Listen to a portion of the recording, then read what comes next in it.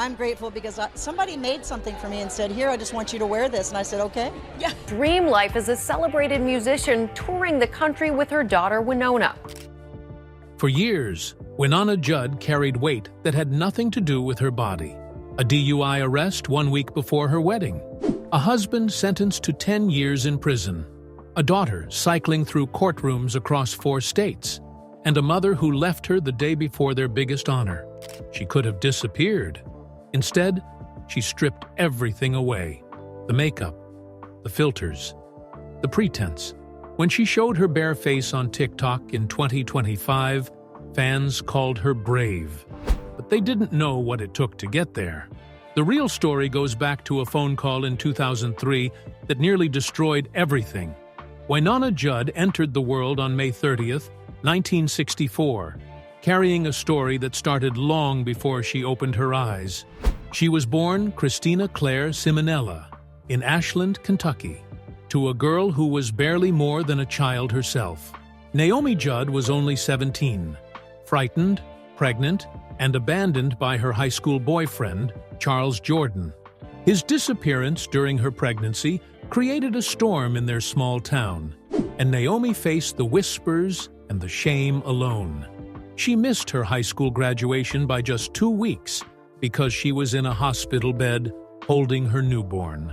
By then, the judgment from neighbors had settled into every corner of her life. Desperate to protect herself and her baby, she married Michael Simonella and let the world believe he was the father. It was a lie that covered her shame, but it became the foundation Wynonna grew up on. A foundation she would not see crumble until decades later. The truth behind Wynonna's birth followed her silently. Charles Jordan never returned to help Naomi, not even once.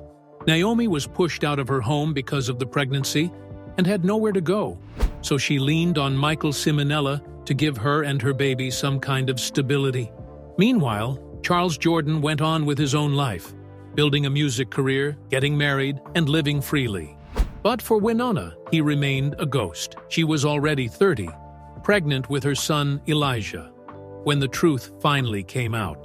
The revelation landed like a blow, because it meant her entire childhood had been shaped by a lie. The man she believed was her father was not related to her at all, and the real one had chosen to stay far away. That feeling of being unwanted, which she had never been able to name, suddenly made sense. She said later that learning the truth changed her understanding of everything, even the way she loved the people around her. Her early years were marked by constant movement and secrecy. Naomi, who wanted her daughter to have a normal family, never told Wynonna the truth about her biological father. Instead, she focused on survival. The family moved from place to place, following Naomi's nursing jobs, sometimes in California, sometimes back in Kentucky. Each move frayed their sense of home a little more. Wynonna later said that their life was so bare that if they didn't make it or grow it, they simply couldn't have it. Every change of address, every new school, every new town chipped away at her childhood stability. The combination of financial stress, hidden truths, and the constant hunt for safety shaped Wynonna in quiet ways, pushing her toward music, because music was the one thing that stayed put. By 1979, Wynonna was 15 and carrying more weight on her shoulders than most adults. She, her mother, and her younger half-sister Ashley packed what little they had and moved to Franklin, Tennessee. It was meant to be a fresh chapter, a chance to escape the years of struggle. Naomi worked as a nurse and picked up extra shifts just to keep the lights on. The three of them lived modestly, relying mostly on Naomi's income, while she and Wynonna chased a dream that felt far away.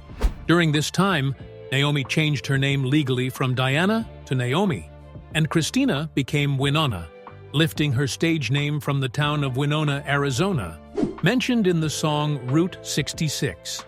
Their days were stripped down and simple. At night, mother and daughter played small venues around Nashville, hoping someone in the industry would notice them.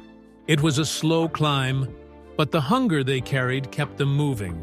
Their turning point arrived in 1984, when they released Mama He's Crazy as the second single from their debut EP. Kenny Odell wrote it, and Brent Maher saw how perfectly the song fit their mother-daughter bond. The moment it hit the radio, people felt something new.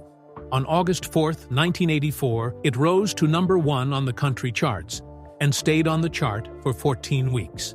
It became the first time since 1953 that a female duo reached number 1. Awards soon followed. They won their first Grammy for Best Country Performance by a duo or group with vocal and swept up multiple ACM awards. Wynonna was just 18 and trying to make sense of suddenly living in luxury hotels while feeling far from grown. That song became more than their first hit. It became proof that their long, hard journey had led them to the doorway of country music history. From 1983 to 1991, the Judds dominated the decade. They released 7 studio albums and 26 singles, with 14 climbing all the way to number 1. Their debut album, Why Not Me, went gold in April 1985 for reaching 500,000 sales, and by 1992, it was certified double platinum. Their total album sales climbed past 500,000, with more than 11,000 sold in the United States alone. No female duo before them had ever reached that level.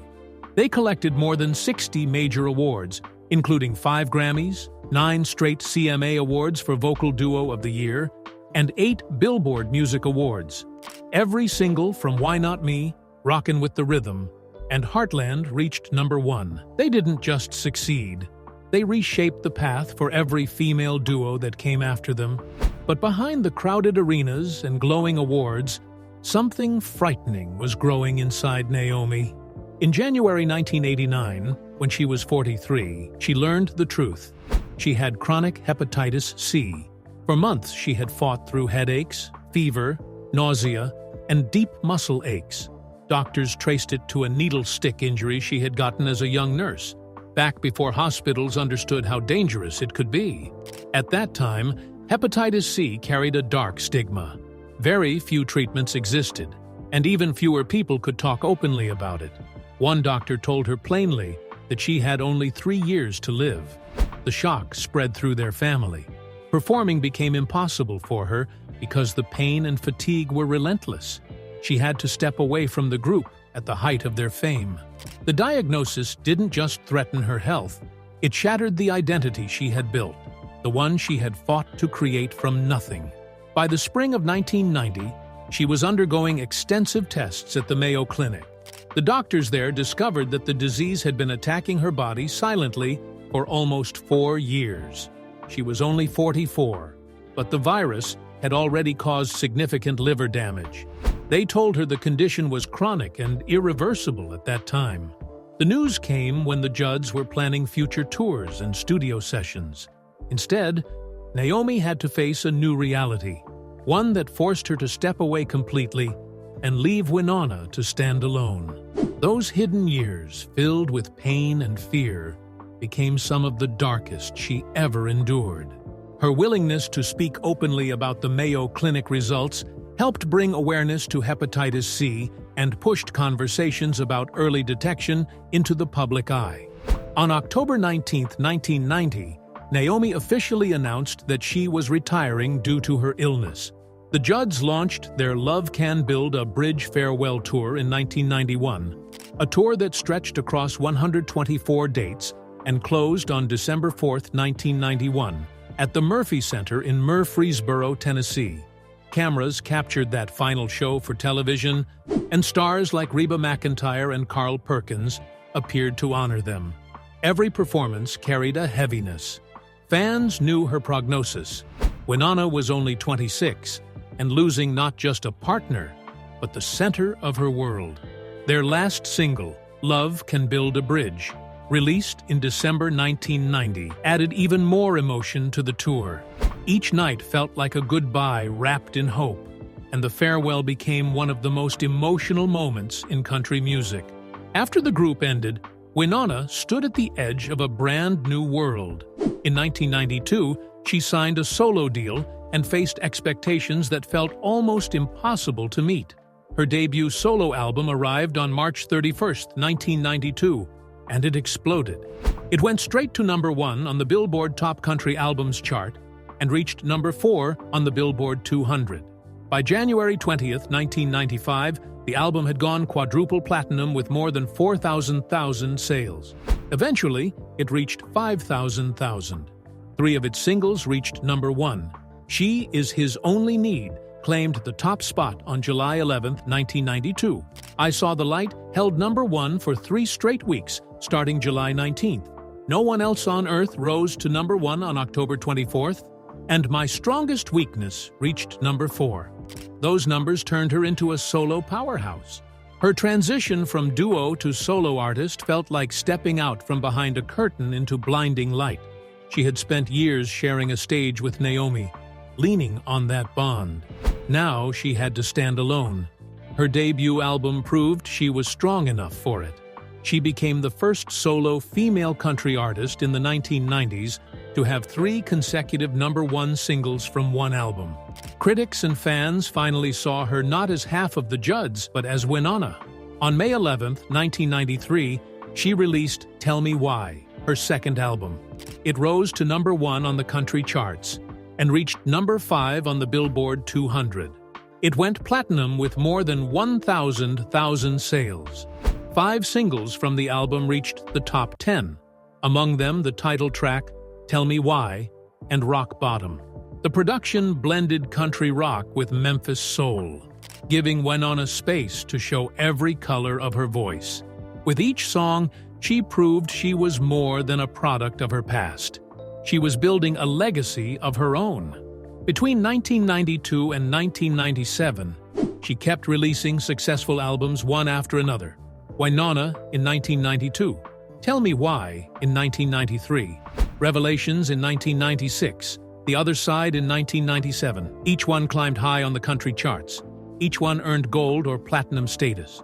Revelations reached #2 and produced the #1 hit To Be Loved by You. The Other Side landed in the top 5 and brought 2 more top 20 singles, including When Love Starts Talkin'. With this run of hits and sales, she became the most successful solo female country artist of the decade. Wynonna Judd's night on November 13, 2003 began like harmless excitement, but it slipped out of her hands fast. It was around 2:30 a.m. when she drove her Land Rover through the quiet streets near Nashville's Music Row, pushing the speed to 47 miles in a 30-mile-per-hour zone. The blue lights came on behind her, and everything slowed. When the officer leaned in, he caught the sharp smell of alcohol first. Her eyes looked watery, and her pupils were large, and when he asked how much she had been drinking, she couldn't even remember. The breathalyzer flashed 0.175%, more than double Tennessee's 0.08% limit. She was taken in, posted a $500 bond, and walked out with the weight of a mistake heavy on her shoulders. It happened just a week before her wedding to Dr. Roach, which made the embarrassment sting even more. By December 15, 2003, she pleaded guilty, lost her license for a full year, and was given 200 hours of community service. She later said the whole thing was humbling and forced her to look straight at the choices she had been making, almost like life had grabbed her by the shoulders and told her to stop running from herself. The shock didn't end there. In December 2003, only weeks after dealing with the DUI, Wynonna sat across from her management team and heard something she never imagined. Even after earning millions from tours, albums, and appearances, she was on the verge of bankruptcy. Her massive 525-acre Tennessee farm, the property she loved most, was suddenly at risk. She admitted publicly that she had been living the wild rock star routine for years, spending on private jets, taking friends everywhere, and burning through money faster than she earned it. She called herself a debtor and a spender, trapped in a cycle that kept pulling her deeper. The truth stunned everyone, even her fans, because from the outside she looked unstoppable. That moment forced her to face another kind of addiction, the kind that doesn't come in a bottle but still destroys everything slowly. The wake-up call pushed her toward help. Her management slipped her a card. for Ted Clance's on-site rehab center in Tennessee, a place known for dealing with financial disorders and emotional wounds tied to money. In January 2004, she checked in not for alcohol or drugs, but for her heavy dependence on food and her unhealthy bond with money. She said she was a recovering entertainer, someone shaped by childhood poverty, who didn't know how to handle having so much.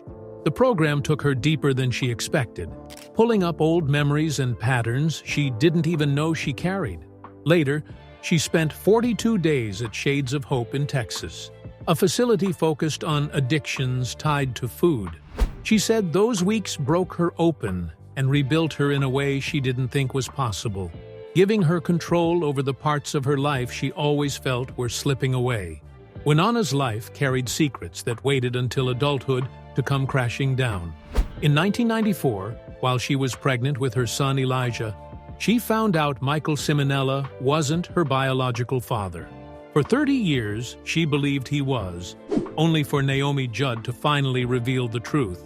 Her real father was Charles Jordan, Naomi's ex-boyfriend from Ashland, Kentucky, who abandoned her when she was 18 and pregnant. Wynonna searched for him for years, trying to understand the missing part of her identity. In 2000, she finally tracked him down, only to learn he had suffered a fatal heart attack just weeks earlier. She found out 4 days after he died, and the news hollowed her in a way she could hardly explain. It left her with questions that never got answered, and a sense that her entire childhood had been built on a story no one told her willingly. Her first marriage carried its own story. Wynonna married Arch Kelly III on January 21, 1996, after being together since 1993. Their son Elijah had already arrived on December 23, 1994, and their daughter, Grace Pauline Kelly, was born on June 24, 1996, while Wynonna was 4 months pregnant at the time of the wedding. Kelly settled into the role of house husband on her 500-acre farm, trying to build a stable family life, while Wynonna's career kept rising. The marriage lasted only until 1998, ending quietly and privately. Kelly's net worth later reached about $2 million in 2022, but for Wynonna, the important part was that those 2 years gave her the 2 children who would shape her world forever. Her next marriage followed a more painful trail.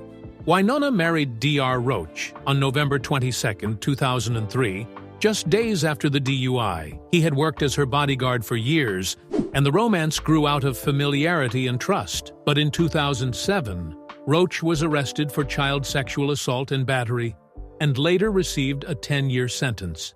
Wynonna said both of them were struggling with addiction during that time, and the arrest shattered whatever hope they had for rebuilding their life together. She filed for divorce immediately, carrying another deep scar forward. Then life surprised her again in a different way. In 2012, she married Cactus Moser, a drummer she first met in 1989 and reconnected with in 2009. They married on June 10, 2012, on her Tennessee farm, in a quiet ceremony that felt like a fresh start. Cactus became the grounding force she had been missing, someone who carried steadiness instead of chaos. Then came the day that changed both of their lives forever. On August 18, 2012, just 2 months after their wedding, Wynonna and Cactus were riding their motorcycles through South Dakota's Black Hills. The air was bright and open, and Wynonna followed only about 10 feet behind him. In a split second, Cactus drifted over the center line of U.S. Highway 16 and slammed head-on into an oncoming car. The impact tore through the quiet morning. His left leg was severed instantly, with pieces scattered across the pavement. Wynonna heard the sound and knew something inside her cracked. She dropped her bike, ran to him, and lay flat on her stomach so she could look directly into his eyes. She believed that if he closed them, he would never open them again. The driver of the car walked away unharmed. Cactus was airlifted to Rapid City Regional Hospital, where surgeons amputated his leg above the knee and operated on his hand. That moment ended their honeymoon and began a fight neither of them had prepared for. The emotional weight grew heavier when Cactus was cited for crossing the center line, and riding without a motorcycle license. Wynonna canceled her Canadian shows and stayed beside him through every day of pain. She watched him relearn how to live, and she helped clean wounds and push saline into them, something she never imagined doing. She said those moments changed her marriage, turning love into something solid and tested. Their bond became something they called bulletproof, because if they could survive that, they could survive anything. Recovery was slow and full of hurdles. Cactus went through multiple surgeries, long rehabilitation sessions, and the hard adjustments that come with a prosthetic leg. Wynonna saw every part of it, from the painful first steps to the days when the frustration sat heavy on him. Yet he fought his way back to the stage. He joined Wynonna on tour again, including her Rockin' Christmas tour, proving the accident didn't take away the rhythm that shaped his life. They often said the support from family, friends, and fans carried them through the darkest nights. Wynonna speaks about it now with a calm strength, saying the accident didn't break them. It shaped them. It taught them that love grows deeper when life strips away everything else and leaves two people holding on to each other with whatever they have left. Here is your rewritten content in the exact flowing, slippery slide style you want. Everything stays simple, smooth, deeply connected, emotional, and fully numeric where needed. No headings, no breaks, no dashes. Everything around Grace Pauline Kelly began unraveling long before the headlines grew loud. And it all started in December 2015, when she was only 19. That night, in a Nashville Walgreens parking lot, the air felt ordinary. But the moment did not stay ordinary for long. Police noticed a plastic bag tossed from her car, and inside they found pseudoephedrine. They also found a receipt for Coleman fuel. And together, these two items painted a picture everyone understood immediately, because they were key ingredients used to make methamphetamine. Security footage later showed her walking through the aisles and buying exactly those things. She was not alone. A man named Richard Wilcutt was with her that night, and both were arrested. She was first charged with promoting meth manufacture, which was a felony, but by May 2016 she pleaded guilty to a reduced misdemeanor for meth possession. That moment marked the first public sign that her life was turning into a long legal struggle, and news outlets documented the date, the store, and the bag that changed everything. The trouble did not stop. In November 2016, she was supposed to be following probation rules, yet she ended up in Alabama after crossing state lines, which is how she was arrested again as a fugitive from justice.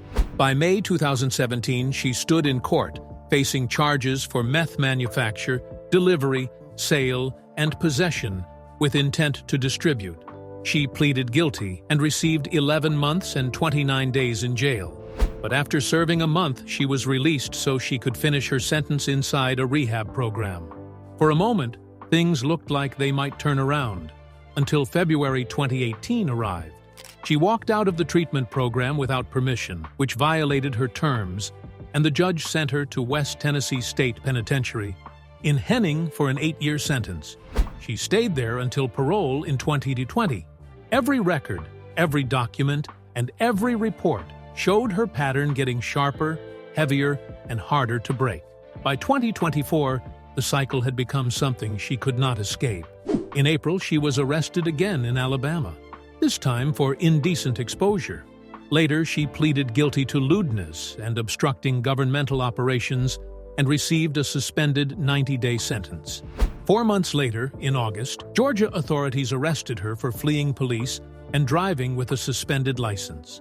She posted a $2,750 bond and walked out, only to be arrested again 2 months later in October.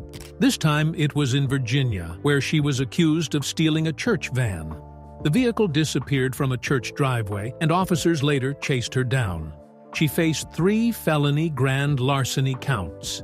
Each arrest felt like another step into a place she could not climb out of, and newspapers covered every date, every charge, and every address where police reports were filed. On April 30, 2022, while her daughter was still cycling through one courtroom after another. Wynonna Judd spent her final morning in her Leiper's Fork home. She was 76 and had lived many years wrestling with depression, anxiety, panic attacks, and bipolar disorder. She had even spoken about the tremors, hair loss, facial swelling, and emotional exhaustion caused by lithium. Those side effects made her life feel heavier, and they deepened her struggles. Around 10:57 a.m., family members found her unresponsive. A gunshot had taken her life, and the autopsy later confirmed a self-inflicted wound to the head. A note was found near her. Ashley Judd said on national television that her mother's final words to her were, "Will you stay with me?" and admitted how much those words haunted her. What made the pain sharper was the timing. Wynonna was supposed to be inducted into the Country Music Hall of Fame with Wynonna the next day. Instead of celebration, the world woke up to grief.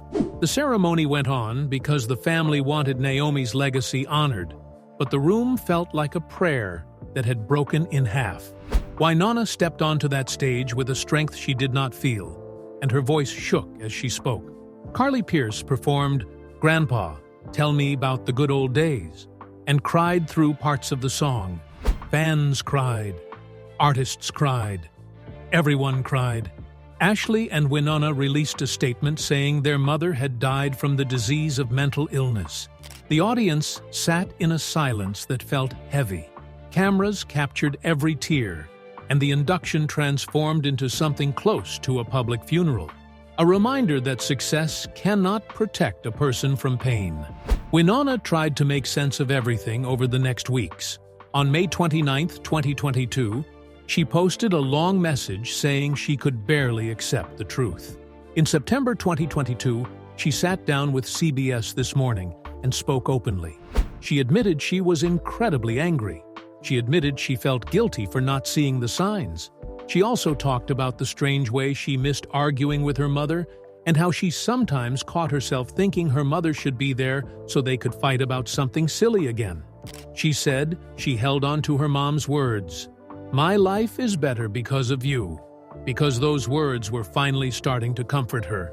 The interview revealed how grief kept swinging through her, never in a straight line, always in circles. A transformation had already been building inside Wynonna long before her mother died, one that began in 2010 when she survived 2 near-death experiences. The first was a major stomach surgery in March 2010 that led to blood clots in her lungs. Doctors told her she was lucky to still be alive. Later that year, she survived a head-on car crash at 55 Mimititige in Salt Lake City. After living through both, she told herself she needed a different life. She took slow steps instead of dramatic ones. She changed her mind before she changed her body.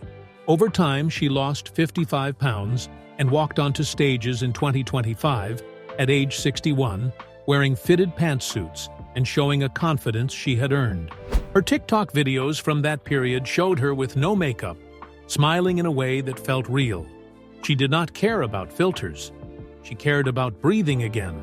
Her deeper change came from something called brain state conditioning, which she started in 2008 through her coach Ted Klontz. It involved sensors mapping her brain patterns and feeding the signals back so her brain could balance itself. She realized her weight was tied to her emotions, and that food had been her medicine during every stressful moment. When she finally understood that, she cleared her home of junk food. She stocked vegetables and protein and began walking every morning on her Tennessee land. By 2024, she said she could climb hills without losing breath. Her diary entries kept her honest, and she began to see her wrinkles and scars as signs of survival, not flaws. Her transformation stretched across 15 years, beginning in 2010. She based her routine on meditation, therapy, daily walks, and meals filled with vegetables and protein instead of donuts, cookies, and chips. She chewed fennel seeds to ease cravings and sipped water between meals to control stress hormones. She lost 55 pounds, dropped 5 dress sizes, and stepped onto stages during her Back to Y tour in 2024, wearing outfits that embraced her new figure. She also showed her face without makeup, reminding people that confidence grows louder when pretenses fall away. Turning 60 in 2024 brought another shift. She said she used a magnifying mirror to study her lines and wrinkles and chose to appreciate them rather than hide them. She posted barefaced TikTok videos and made silly faces, laughing at herself while fans praised her honesty. Comments called her gorgeous and brave. She felt free for the first time to show her age without apology.